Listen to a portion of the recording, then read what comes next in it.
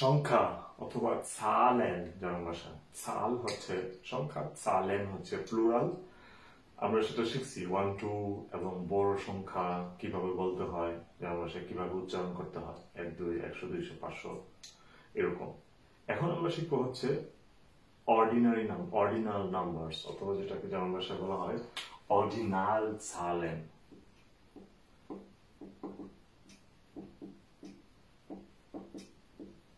So ordinal জালেন কি অথবা ordinal জালেন দ্বারা আমরা কি বুঝি?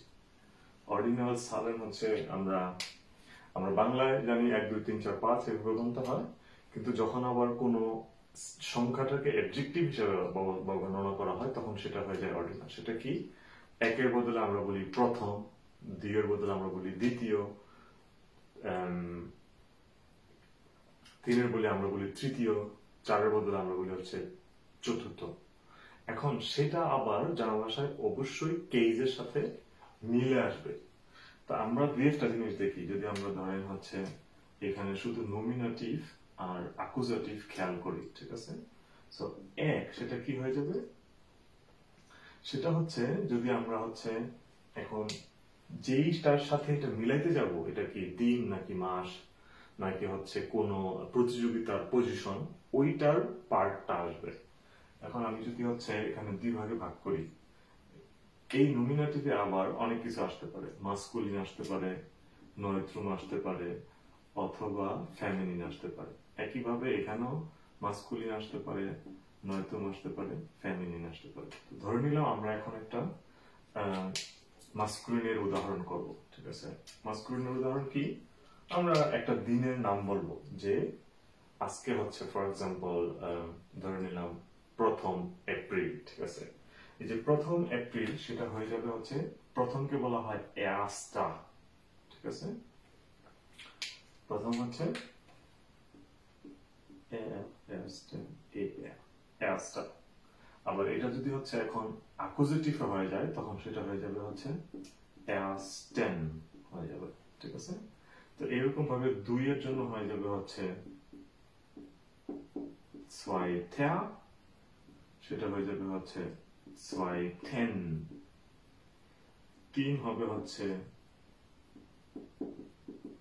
dritter, dritten। 4 হবে হচ্ছে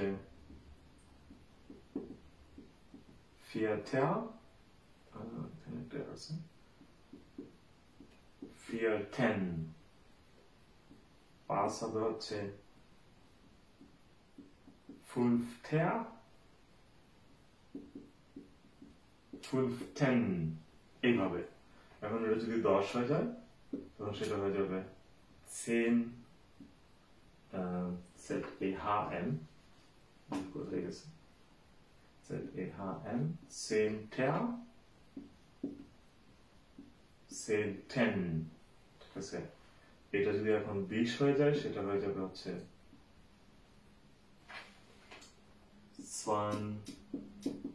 20sixter, সেটা অ্যাকুজেটিভ হয়ে যাবে 20sixten। এইভাবে আমাদেরকে কন্টিনিউ করতে হবে। তো এখানে মাথায় রাখতে হবে আমরা কিন্তু এখানে সবগুলো মাস্কুলিন ব্যবহার করছি, ঠিক আছে? সবগুলো আমরা মাস্কুলিন ব্যবহার করছি, যার জন্য এটা হয়েছে। এখন যদি আমরা পজিশন নিয়ে কথা বলি, কোনো একটা খেলার পজিশন, তখন সেটা কি হয়ে যাবে, ঠিক আছে?